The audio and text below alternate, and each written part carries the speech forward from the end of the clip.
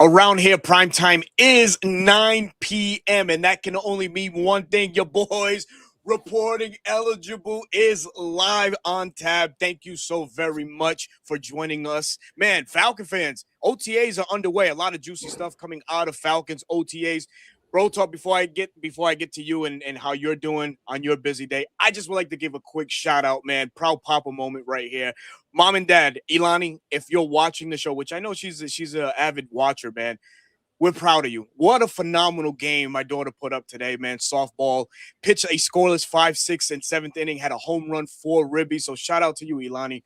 Daddy loves you, mommy loves you, man. We're so proud of all of your efforts thus far this year, man. And I know more great things are going to come from you. So thank you for your excellent efforts on and off the field. But bro, talk. How are you, my friend? How's your day going, man?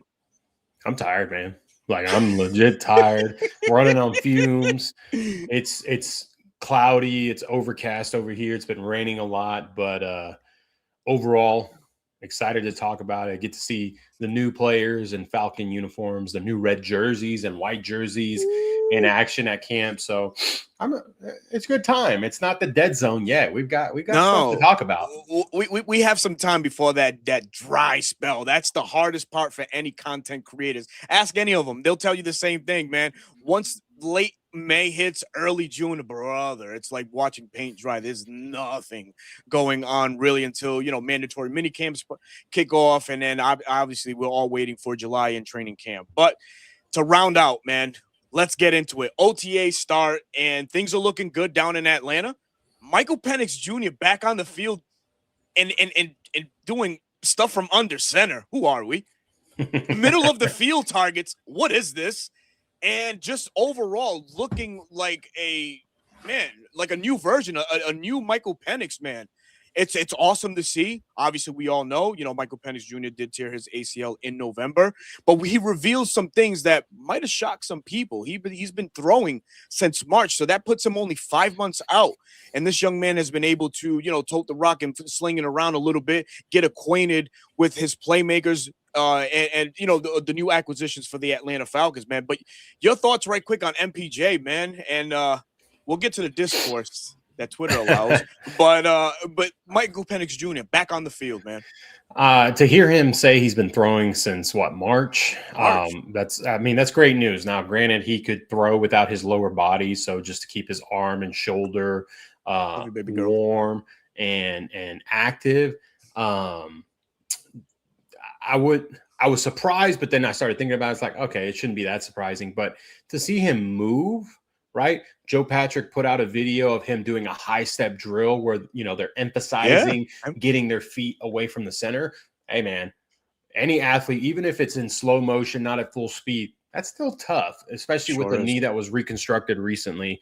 But to see him take snaps from under center, run the play action, hit the top of his drop, plant, drive, it's exciting to see, right? It just means he's progressing in the right way, in the right direction. Obviously, Coach Stefanski talked about it, said he's not quite there, right? He's going to continue to do individual stuff, 7-on-7. But when it comes to the full 11, he's not there just yet. He praised him for attacking his rehab and just being a student of the new regime and the new system, being a vocal leader and all that good stuff. And then Michael said the same thing. His goal is to be ready for week 1. Whatever, happens, he's running his own race and making sure that his body and himself is ready if he is the one called upon to be the quarterback for the Atlanta Falcons. So all positive things, right? Absolutely. The wind was knocked out of our sails with him last year. I was in the building. Quite literally, the Benz was dead silent. You could hear a pin drop when it happened. But from going from there to here in such a short span, it's good news to me. Yeah, no, overall, just watching him just throw the ball around, getting acquainted with Drake London, Jahad Dotson, Zachariah Branch, who's turning heads, right? At training camp, there's an absolute speed factor added to this offense, speed that we've lacked, right? We don't solely have to rely on Bijan and his speed and his skill set. No longer. We acquired that with Zachariah Branch. Looks so great, in his cuts, his in and out cuts, his overall speed. So it's just a breath of fresh air for this offense that, should pick up where it left off, but be, I think, a little bit better than we were last year. I know we've talked so much about how coaching does matter in the NFL, and we have some good ones in place. One of which we will touch on in a little bit or in a moment here. But overall, just great signs of the boys getting back on the field, just getting acquainted. You heard Chris Lindstrom, just stoked on Michael Penix Jr.'s behalf of watching him back on the field. He's psyched for him. As we all know, Chris Lindstrom, All-Pro guard, going into his 8th year as in Atlanta Crazy. man, which is absolutely crazy that time flies that fast. Was just drafted in 2019, but here we are in 2026, and he's still producing at an all-pro level guard. So it's overall great vibes right now in Atlanta, man. Stefanski, very spirited in his press conference. It's a great sign. We're getting more emotion than when we did with former coach Raheem Morris. Sure, Kevin does keep some certain things by the hip. Obviously, he can't let a lot of details out, but overall, I'm happy where we're going right now.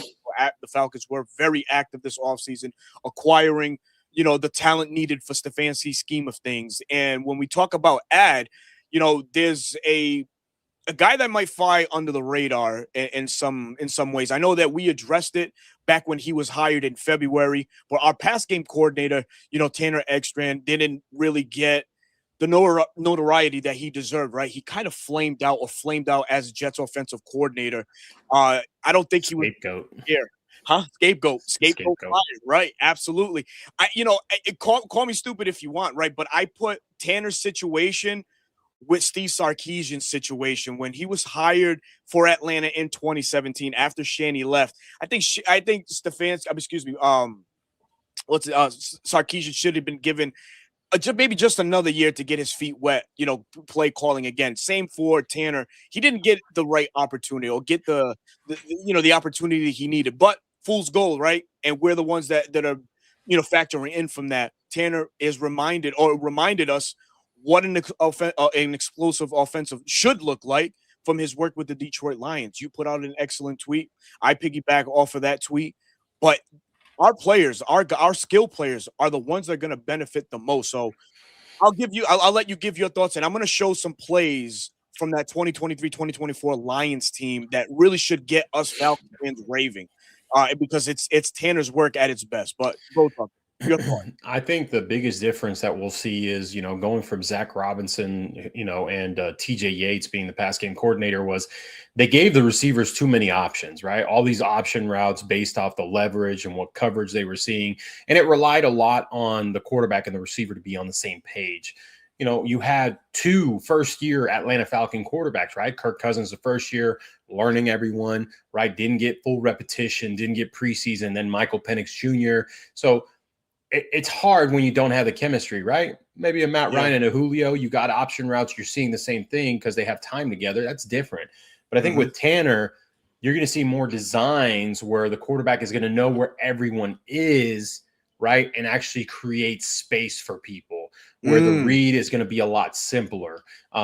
You saw Jared Goff, right? He exploded when Tanner was there as the pass game coordinator. Obviously, Ben Johnson was the one calling the plays, but the designs were Tanner's that Ben Johnson implemented. So you saw the dip the first year he was gone. Same thing with Ben Johnson. Both of those meant a lot to the Detroit Lions. And I think Tanner meant a lot more than people gave him credit for. And like I mentioned, he was just a scapegoat for the New York Jets. They didn't have the personnel to really do what he wanted to do. And for the Atlanta Falcons, we do.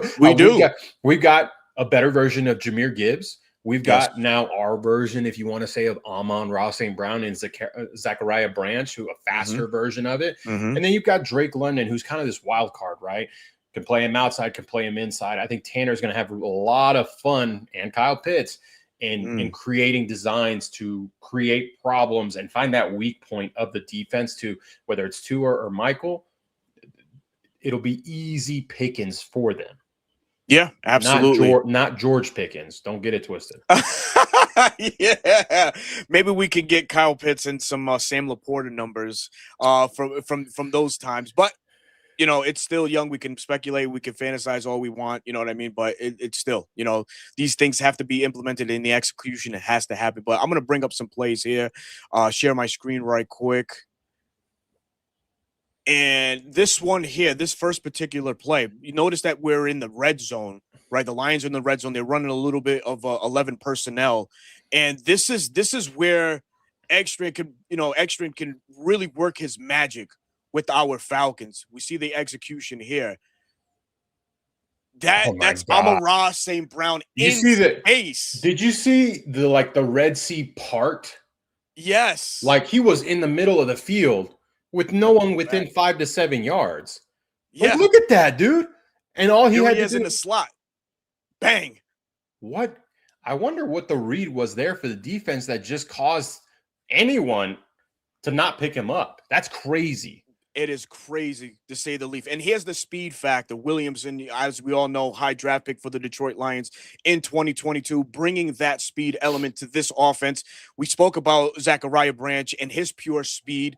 This is something that gets me going here because these explosive plays, we've lacked in Atlanta in a little bit. But now with Tanner here drawing up these plays, these things can become a reality more so than not. So this is what gets me going. Look at that, man. Just straight up beating his man one-on-one, man. It's good stuff here, man, by Tanner. I think Zachariah, everyone's like, oh, he's a gadget guy. He's just bubble screen, short, quick game. He's more vertical threat than people are going to give him credit for until he starts doing it. And then people are going to be like, oh my gosh, he's the second coming of Tyreek Hill. We're not going to say that as Falcon fans, but no, we're not. Not yet, right? If he balls out, like Matt Ryan said in the video, if you haven't seen it, check it out on the Rise 45-minute video when Matt Ryan talks at Falcons University. He talks about how about 8 to 10 of them are going to make an immediate impact. And Zachariah Branch is going to be one of those guys that makes an immediate impact. Man, I love it. Speed factor from Zachariah. Jahan Dotson, too. He's no slouch. He does have sub 4.4 speed as well. So, we haven't heard a lot out of OTAs about Jahan, but, it's exciting nonetheless, right? Because speed is a real thing for the Falcons. We have a question here in the chat right quick by our guy, Bones. Says, how many games have we won that you guys attended last year? No shade, just trying to see what edge we can get. Go ahead, Berto. You went to more games than me. 0-2. So I went to the game against Carolina in the Benz. That's when Michael got hurt, and we lost in overtime. We were up 21-7, and it was crazy to see. Now overall, I'm 1-1 in Falcon games. I went to the one in 2015 in Dallas, and I watched the Falcons, Matty Ice, come back down to the Dallas Cowboys and win that game. So that was when Devontae Freeman kind of made his name for himself. Three rushing touchdowns. Three rushing touchdowns that game. So I'm 1-1 overall, but last year 0-1. Yeah, overall, I think I'm 5-2. So this past year, brother, the game from hell. I've been called many things on Twitter. The game against the Pats, Romo. Oh my God, you jinxed him, bro. Jinxed him. I really did, man. Look, on record, Berto calls me from his seat. Yes, I did. Berto calls me from his seat, and he's like, "Hey, I don't know, man. Romo's having an off day." I'm like, bro, it's warm up. Like, let him get the bad ones out. We'll be all right. Man. And then sure enough, he pushes the game time right to the right. And it's exactly everything that he was pushing was to the right. And then we lost in the Jets game. That one, I was there for that one also, man. So sorry, Bones, man. If we're not, we can't be your good luck charms this year. Yeah, don't worry. I won't be there next year. I won't be there. Man. I'll be on my couch. I don't know, man. I'm hyped, man. I might make it to that week 1 matchup versus the Steelers, and I'm thinking about that week 15 matchup against the Commanders. You know what you should do if you go to the Steelers? You got to get a Falcons red towel, so that way when they're not swinging theirs, you can swing yours. Yeah, I got plenty. I got plenty towels, so yeah, I'll definitely have to bring one of those with me, man. In good faith, man. So real quick. Yeah, anything you want to add on as far as, the discourse that Twitter had to offer this past week with the whole Tua and MPJ? Man. MPJ's mechanics did look different. It did. To me, it looked different because the hip and the arm and the shoulder were all connected. All connected. Yes. And absolutely. To me, it looked like instead of him slinging sidearm a little bit, it was more over. But he says he didn't change anything, which I can believe because he hasn't been able to do much recovering. But then how much is Matt talking to him, Alex Van Pelt talking to him, Tommy Reese talking to him, Kevin Stefanski to do these little things, right? I think I read a quote where it's like the mechanics are the mechanics, right? They're the ones going to have to do it with their own personal quarterback coach. But they can give them like little tidbits to make adjustments. I don't know, man. He looked accurate. Now, granted, he didn't have a pass rush coming at him, right? The pass rush is kind of where we saw that little skip hop and kind of just all arm it. And then the accuracy issues came there. But, I mean, against air, he looked accurate. It was, within the receiving range of all the guys he was throwing to. So we'll see, man. As far as the discourse, I feel like we're actually divided once again. Yeah. Right. Common theme. It's a common theme, right? It started all the way back with Desmond Ridder, whether you thought he was good, whether you thought he was bad, right? And then it goes to Kirk Cousins, and then we drafted Michael Penix Jr.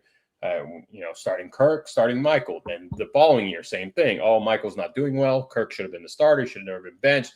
We cut Kirk. Okay, Michael. And then we signed Tua, and now people are like, oh, look, Tua this, Tua that. Look, we've said it. We've been on record, right? We want whoever the starter is to do well. We're not going to wish ill because ultimately we just want the team to win. Absolutely. Right? You mentioned Chris Lindstrom, 8th year in the league, 0 playoff appearances. Like, come on. He doesn't care either. He just wants to block for a guy that's going to help him win. So the discourse is funny to watch, right? For those of you that saw the whole Tua Muse thing go down, 15-year-old kid, mom and dad got a hold of the phone.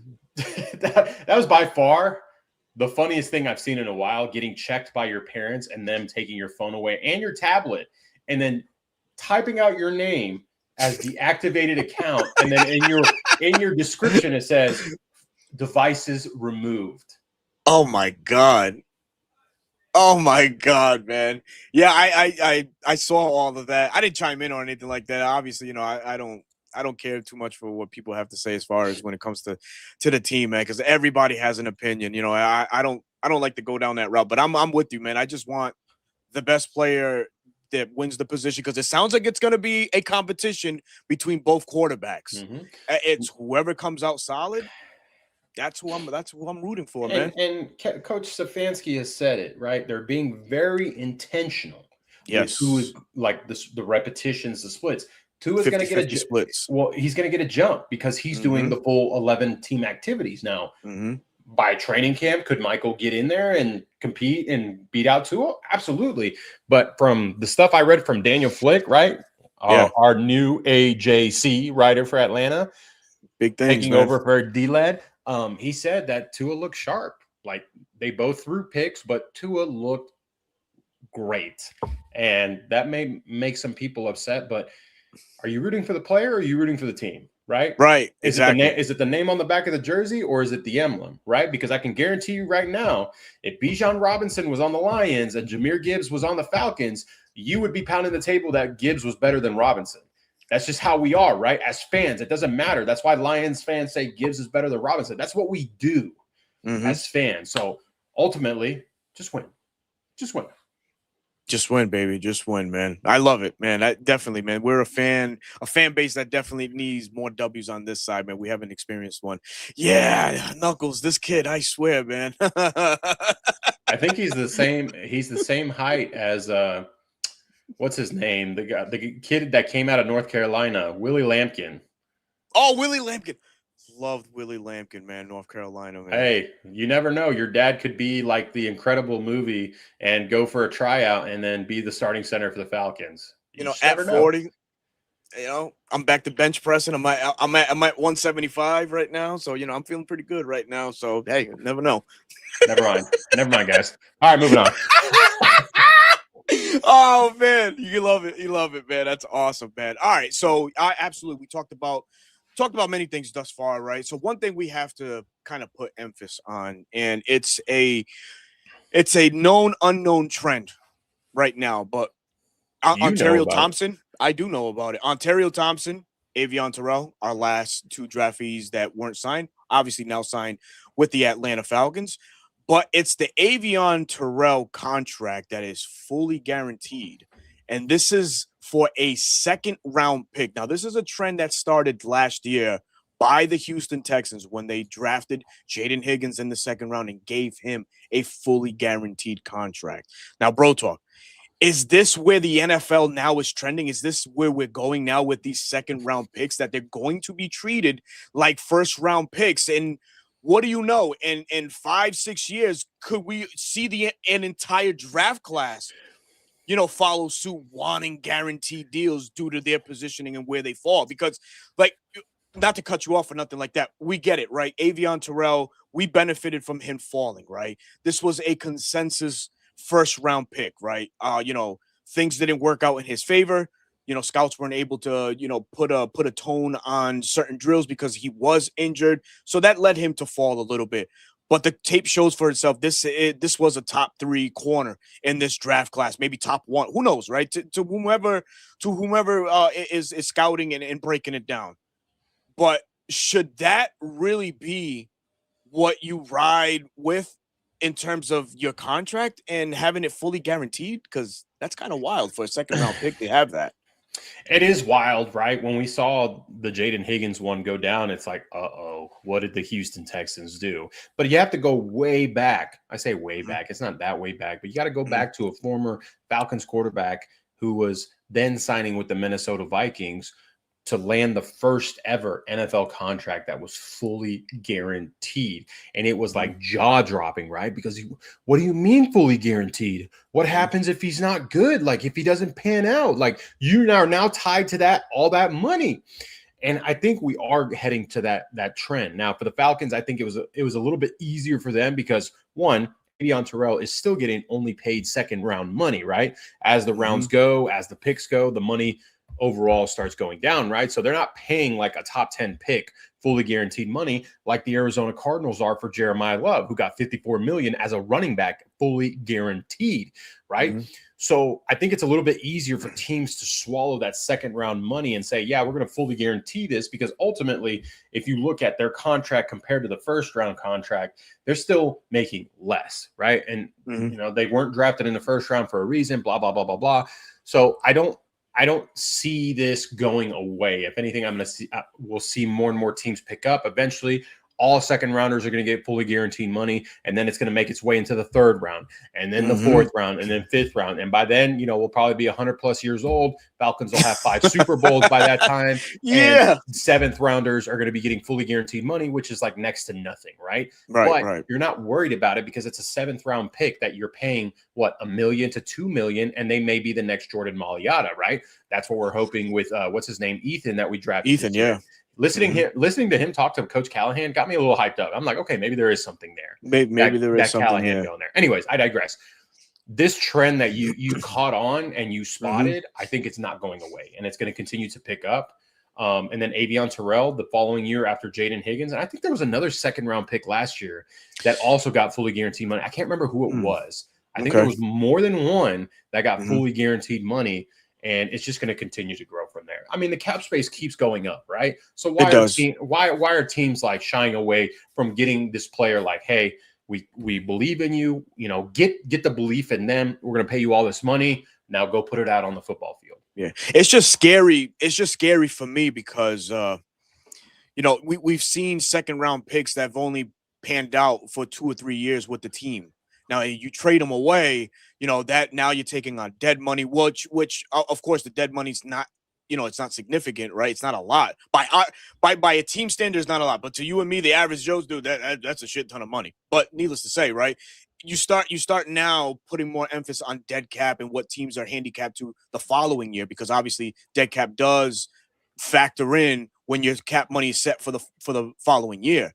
That's my worry where this trend could be happening at that point, right? Because if you look at it, hold on, I'm gonna pull it up. I'm gonna pull his contract up. What up, Big Low Country in the house? As you all know, Big Low Country, a pillar in this Falcons content community.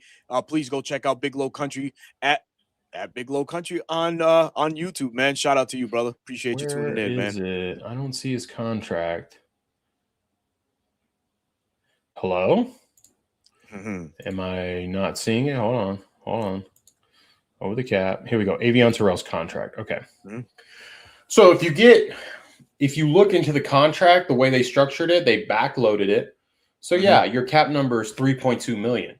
That's like a vet minimum deal. That's nothing to teams. True. If the cap space continues to grow. So I think yes, you have some merit. I think I'd be more concerned about first rounders, top 5 picks getting fully guaranteed money, because how many top 5 picks have we seen bust before? Yeah. Plenty. Right? Yeah. Plenty of top 5 picks have busted. And then, you find these gems that are picked in the later half of the first round or the second round, like we did. So again, is it going to continue to happen and more players are going to get this fully guaranteed money? Yes. Is it something that is concerning? Personally, I don't think so. Oh, hey, listen, man.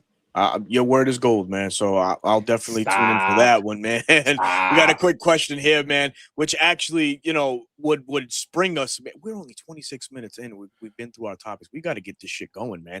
But we got to pay attention here to the chat. Linebacker room is going to be one of my faves to watch this offseason. Question: do y'all think Perkins Jr., Harris, or Daniels will win out? My favorite is Perkins Jr., but it's Christian Harris to lose, to be honest. Love your opinion.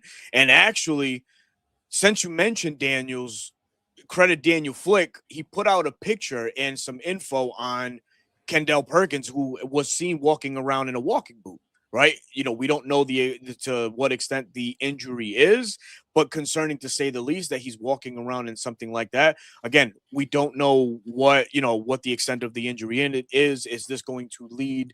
Is this going to progress into training camp? We don't know. But Daniels, for me, was my favorite, going into this linebacking battle, right? Obviously, you left out Troy Anderson. We don't know what he has left in the tank. This might be a guy that, could surprise the NFL world and just retire because his body's not responding to how it is. He's been out of the league essentially, 2 years already, due to injuries. Is his body going to withstand another grueling training camp? And if it doesn't, will he call it quits? That's another underlying question to keep an eye out for. But the great names here, Perkins, we all know. I think that's a steal where we got him in the 6th round, man. Kid coming out of LSU, sub 4.3 speed. There's a lot that you can do with a gadget like that. Christian Harris, of course, coming over from the Texans, a bit undersized, and if we know Jeff Ulbrich and what he likes out of his linebacker, his prototypical size in the linebacker is like a 6'4", 6'4-ish, 6'5-ish, type avatar, which Harris doesn't possess that. He's more that 6'1" like Perkins. Maybe in some nickel sets, maybe they'll trot out Harris out there. But to say the least, man, I think it's Daniels, depending on what the injury, what the injury says. I am going to go a different direction. I think it's Harris's job to lose because I view Caden Ellis, right? He wasn't this huge avatar guy, but he played well under Jeff Ulbrich. Jeff Ulbrich, being a former linebacker, can coach up anyone needed, right? Christian Harris played under D'Amico Ryans, also a former linebacker, right? So they can speak the language and get that information to click for him. Ultimately, I think if Harris loses the job, I think it's to Daniels because he's that hybrid athlete that can play big nickel, that can play safety, right? He mentioned in that On the Rise that he played safety, he played Mike, he played Will, and he also played on the line of scrimmage. So he was given the opportunity before he got to the NFL, where most guys transition positions, to get a taste of what that's like. So that's who I'm looking at. I think ultimately the Falcons, if everything goes to their plan and the players develop how they want to, I think Perkins and Daniels are the next 1-2 for us on defense, if I'm being honest with you. Because Divine Diablo's on a contract year, and Daniels is like a spitting image of Diablo. Sure is. If Daniels doesn't have to see the field this year and just learn, that's not a bad thing either, right? That happened to Brandon Dorless his rookie year. Yes. Right? Brandon Dorless took pretty much the whole year off, saw very minimal snaps. And then the next year, it's like everyone in the league was like, whoa, Brandon Dorless, who is this guy? And we all knew he was there. So you could see a similar route here. So don't get too upset if Kendall Daniels and Harold Perkins don't see the field too much other than special teams. Interesting thing here, right? I say interesting because it just comes to mind. Now, we all know Brandon Dorlus going into his third year. His second year just took the NFL or us Falcons fan by storm. Is there a possibility that Brandon Dorlus becomes that three technique demon for the Falcons, even more so? And I say this, right, because acquiring Mason Smith, bringing him in a bigger body, right, and there's a common Mhm. theme within this Falcons defensive line, which is length and size, right, with the interior defensive lineman. Obviously, we're getting Zach Harrison back, right. We still don't know what role he's going to play. Now, this is a guy that he's been asked to play the big edge. He's been asked to kick inside. What I'm saying is, with those two guys back, how does that elevate you feel Brandon Doyle's and what he can do in his third year for the Falcons? It takes the eyes off of him, and then he gets that clear one-on-one that he showed last year. He can Hmm. win. He can dominate. He can take over. Hmm. So it really gives the versatility, right? Everyone's underplaying the Falcons' defensive line, right? Oh, they traded away Rook. They only got Mason Smith, who didn't do well in Jacksonville. Yeah, sometimes a change of scenery is better for players, right? We talked about this. Divine Diablo wasn't like the hottest name in free agent. Like, what are we No. doing? And he became like a staple for our defense, right? Earned that zero that he wears. So I think he's gonna continue to ascend and maybe earn himself a little bit of money going into his fourth year. Ooh, man, money is a thing, and the Falcons will have plenty of it because as the years progress, the cap does grow. We have, lesser contract commitments we have. By then, we should have been taking care of our guys, right? Bijan Robinson, who's due, Drake London, who's due. We don't know what this season looks like for Kyle Pitts, but potentially he could be in line for an extension or so.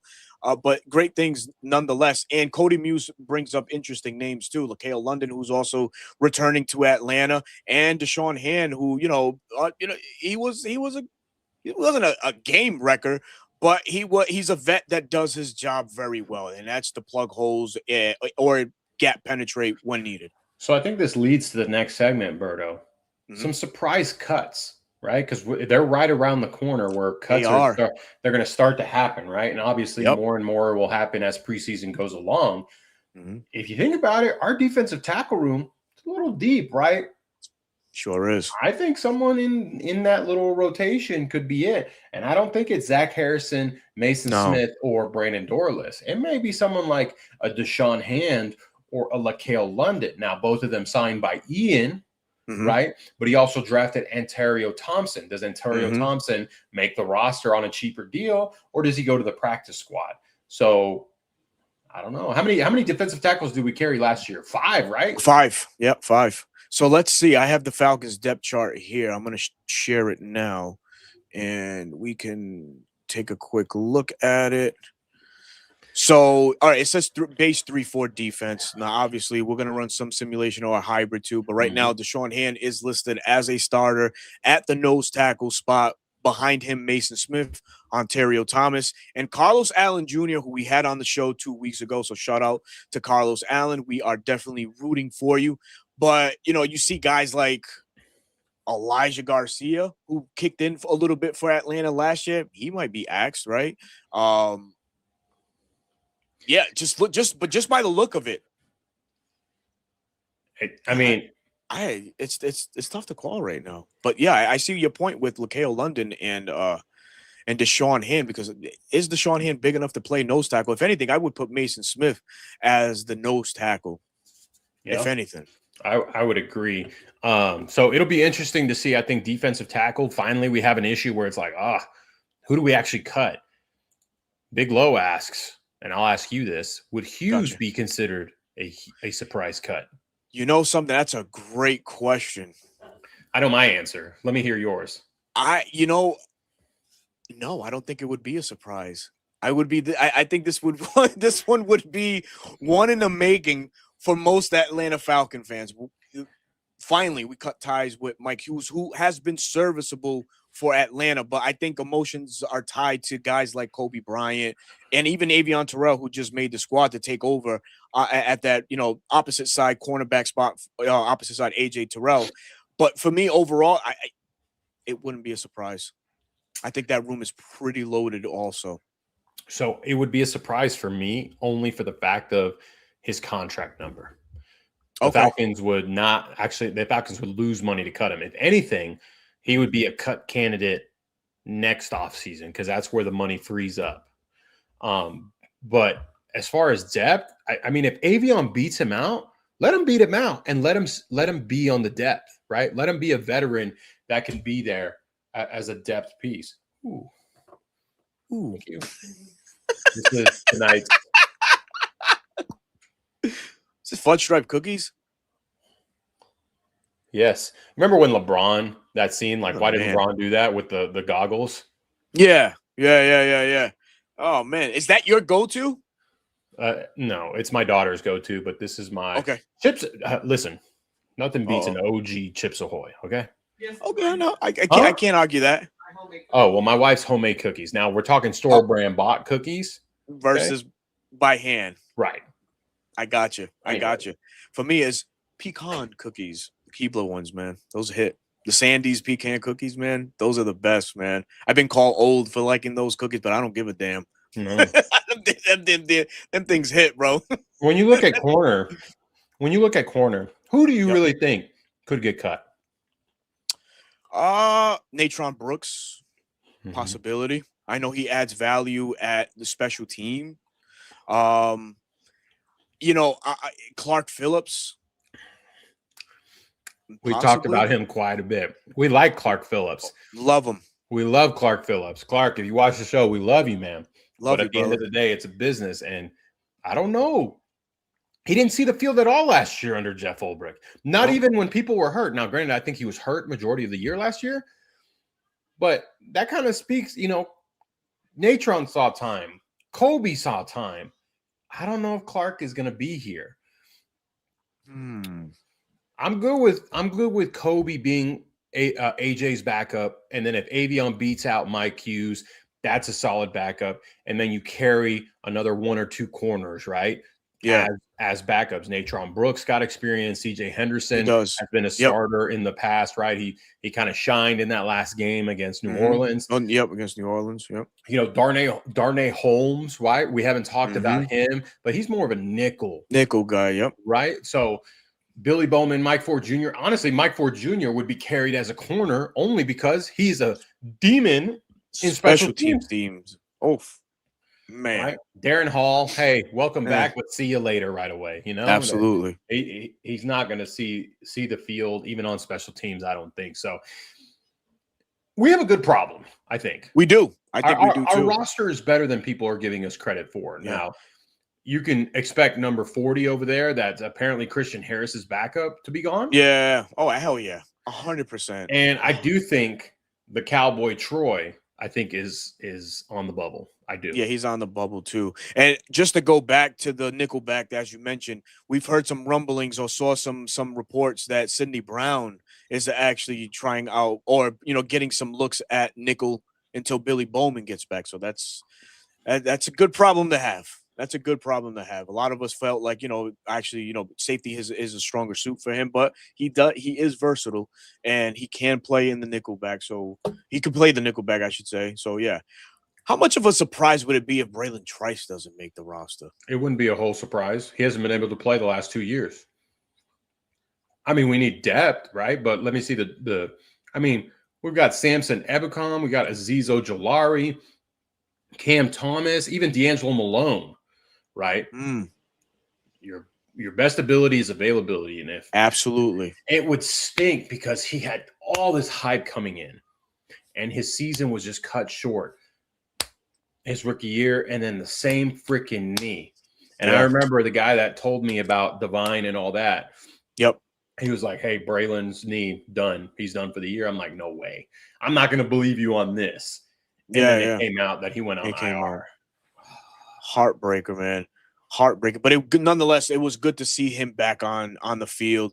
Billy Bowman was also back on the field. Like these guys that suffered these traumatic injuries to end their seasons were back on the field, Michael Penix Jr. included, man. As you look at the roster, right? On defense, we're pretty stacked. We got we got decent depth. Well, we got good depth, right? Depth is everything. This is a team that has struggled with depth in many years, for many years. So I think, the Falcons just have to be wise on who they cut. And I think, veterans like CJ Henderson that have the ability to play on the left or the right side, you hold on to guys like that. So these are guys that for me will be locks to make it. Now we flip dial to the offensive side.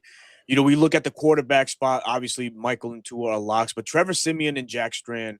What say you? What do you go with the undrafted free agent that has the upside, or do you go with the veteran signal caller that's been, that knows what it takes to win NFL games? I think you go with a guy that you see potential in, because either Michael Penix Jr. or Tua, whoever's the backup, you've got a solid backup, right? And you True. always go into the game with an emergency quarterback, right? They're inactive, but they're the emergency if both go down, right? So I think you go in with Strand. You know what Simeon is, right? Yeah. If Simeon was going to make the roster, it was going to be the backup, right? Mm-hmm. Not a third string guy. So Jack Strand, I haven't done a deep dive on him. I hear a lot of good things, right, from other film watchers. Yep. I would be more willing to take him on. Don't let him hit the practice squad. Don't let someone poach him. No. Let him be on the roster. Let him develop. And who knows? Maybe you find yourself a gem. You might, right? And I think Jack Strand, right? Obviously, he has great size, 6'5". I think he's like 240 pounds, cannon of an arm. He's the prototypical body archetype that you want for a quarterback. This is your pocket passer. Yes. Jack Strand is your pocket passer, man. And there's this. I think we might have spoke about this in the past, but the quarterback position does these things in waves, right? Where you go for the mobile quarterbacks like we're in now, and then it starts to trend more over to the pocket passer. And now is this Atlanta looking beyond its years and saying, hey, listen, there's something to mold here. There's something to work with here with this Jack Strand kid. Let's give him a shot. Let's give him a shot. And I feel like that was more of a Matt Ryan say than it was a Kevin Stefanski say. And by all reports, Matt Ryan is making an unbelievable impact already on this organization. It's like vibes are up, energy is up. It's good to hear, because I don't think it was that was the case, in prior years with everything going on in Atlanta, man. Well, like I said, go with the guy with upside. And if Matt Ryan has a say and that's what he's leaning towards, hey, it's a pretty good guy to listen to. Heck yeah, man. Heck yeah. Obviously, the running back room speaks for itself. Two locks right there, Bijan and Brian Robinson Jr., Tyler Godson, Nathan Carter. I mean, that's going to be the battle. Give me Nate Carter over Tyler Goodson. Good change of pace back right there. You got speed and power, obviously, with Bijan. You have raw power with Brian, and then Nathan can offer that Teron Ward change of pace back style right there. I like making comparisons, and that's one for me. So Tyler Goodson, okay, you can go, brother. Look at the clock. Look at what Bone says. I didn't catch this. Did you guys catch Bijan's slip in the press conference and say Callahan was going through run concepts he ran in college? Sounds like gap scheme. I didn't. We've been talking about that. We have talking about that. It's going to be more balanced. It's going to be more balanced. So when people are like, "Oh, the wide zone, it's for Bijan," brother. He was running gap scheme like crazy under Sarkisian. He was running pro style running concepts. So it'll be fun, because think about this, right? Bijan is electric, right? When he goes horizontal, he finds the hole, he navigates, he's able to make a guy miss. Think about gap scheme where he can just go in a straight line. And if it's there and he hesitates just slightly, gone. His two explosive touchdowns last year against the Rams and against the Buffalo Bills, were they not through gaps? I don't know. They almost mirrored one another. I think it was more inside zone than anything. Inside zone, okay. But even then, that's closer, right? People confuse inside zone and duo all the time. And why not? Right? I've always said, yes, Bijan on the wide zone is dangerous, just like Christian McCaffrey, but Christian McCaffrey kills it in gap scheme with Kyle Shanahan. Bijan Robinson would too.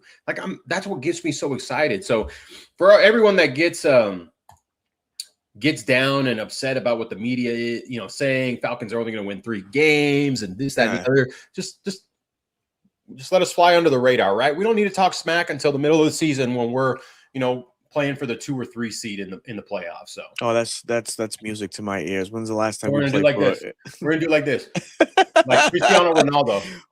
Yeah. Oh man. Oh man. I love it. Big Low says I think those were inside zone. Yeah. So it's gonna be an interesting concept, the marriage of the concepts, right? What Bill likes to run versus what Stefanski is known for running in wide zone, the heavy scheme of that aspect. So it's gonna be interesting how they mesh those concepts together. It speaks nothing but explosion to me the way you cut it. We have an all-world running back that it would be successful in any scheme they choose to run with, man. Let's see if we have anything else, man. Going through here. Big Low says, thing about Troy is that he's a coach's dream. Makes you wonder if Ulbricht's ego would come into play with this one. I don't know. I think too much was left desired with Troy after that week 4 Saints game, and we just haven't seen anything yet. We've drafted for that position specifically with Daniels that can overshadow anything that Troy has done in his short time in the NFL. I think, his college tape speaks for itself. And, depending on how Ulbrich likes to do with his linebackers, the favoritism should scream Kendall Daniels over what Troy Anderson would have offered, if I'm being correct.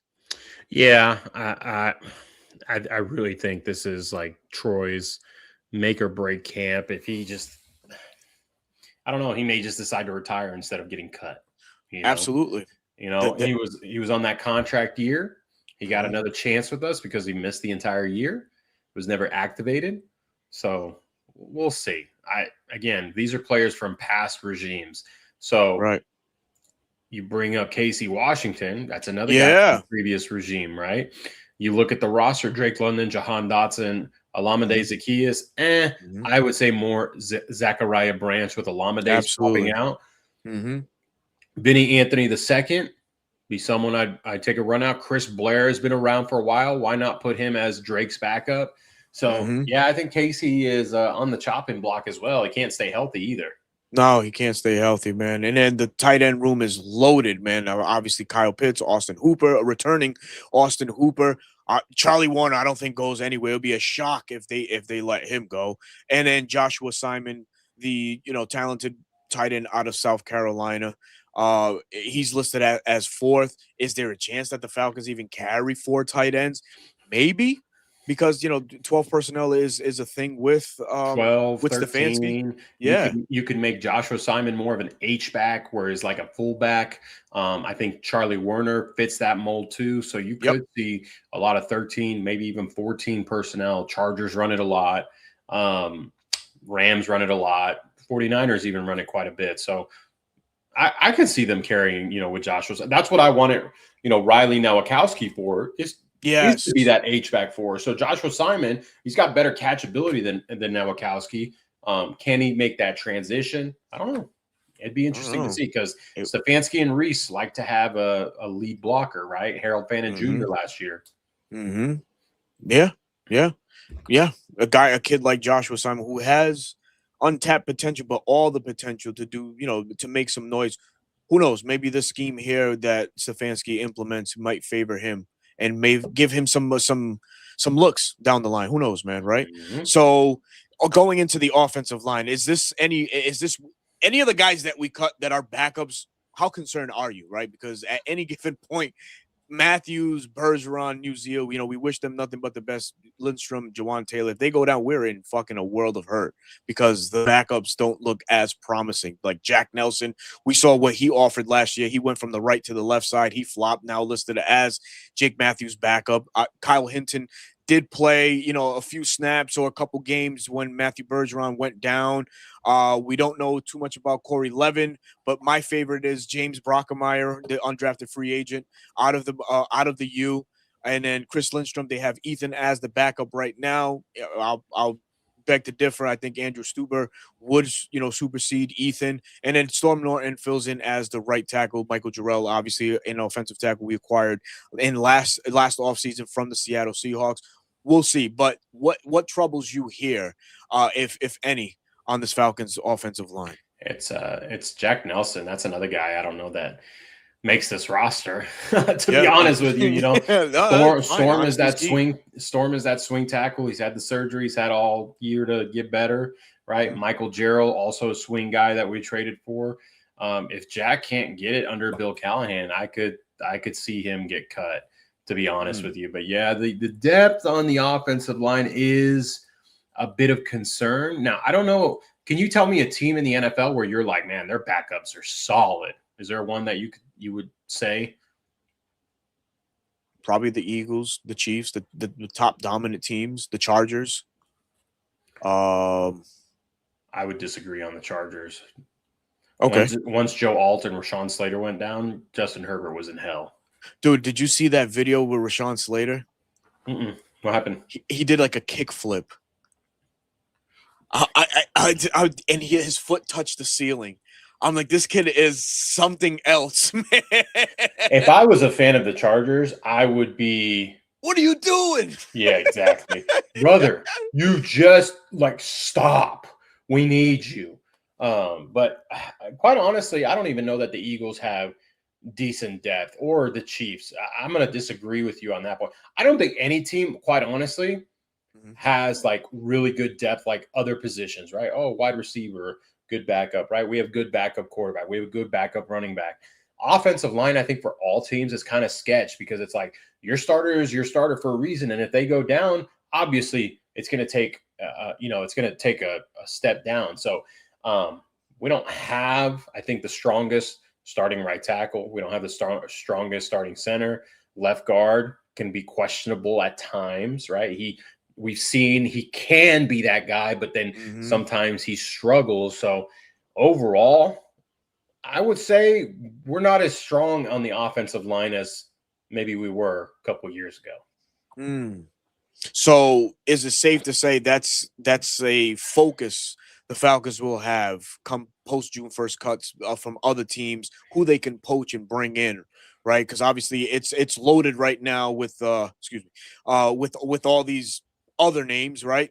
The Jack Nelsons of the world, Riley's, the Layden Robinson, who we signed from the New England Patriots, Cam Drewberry. I don't even know who Cam Drewberry is, and excuse me for not knowing who that gentleman is, but but definitely, I think it's a focus and an emphasis the Falcons should definitely put into right post June 1st. See what's out there. Maybe somebody from Cleveland gets cut. You know, somebody that knows, obviously that knows Kevin Stefanski and what Tommy Rees and company like to run, or maybe get a guy that Bill Callahan has coached in the past.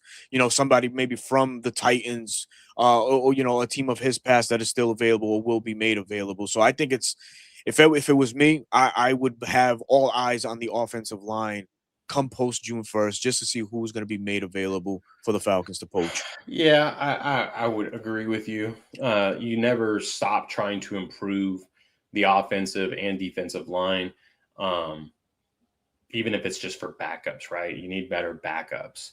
Yeah, Joel, I think Joel Bitonio, didn't he retire? I believe he did. Or he was contemplating it? I don't know. I think he did. I'll get that for you right now. Let me see. Joel.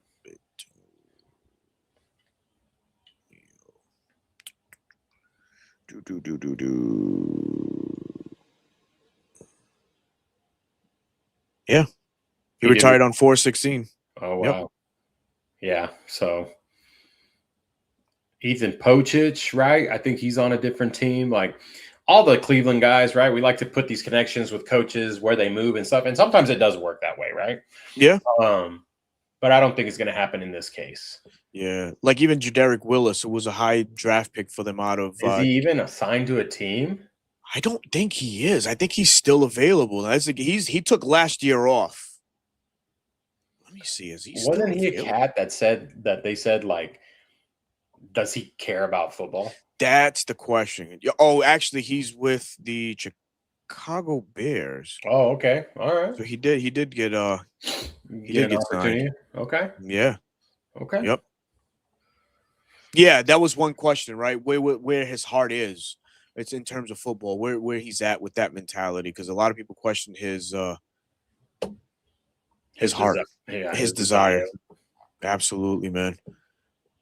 Ah, man. But hey, man, listen, man, we're coming up to the on the end of the show. Hopefully, everybody enjoyed it, man. We spoke about some OTA news that were coming out, the injury to Kendall Daniels, the Avion Terrell guaranteed contract for a second year. I mean, for a second round pick. The discourse of MPJ and Tua. All of these topics. If you go back, if you catch this on a replay, man, make sure you hit that like, share, and subscribe button to Bro Talk at Dirty Bird Central or myself at 95 North Falcons Talk Show.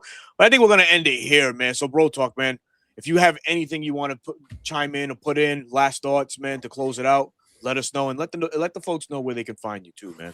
So here's my final thoughts, guys. We are going to be scrutinized. We are going to be criticized, and we are going to be overlooked more this year than anything. The media does not like Kevin Stefanski. They viewed him as the problem in Cleveland, right? They don't believe in our quarterback situation, right? Who would? Because you don't know. But even with all the talent, even all the like everything we proved on defense last year, it doesn't matter, right? They still think we're going to win anywhere from 3 to 5 wins, picking in the top 5, top 6, right?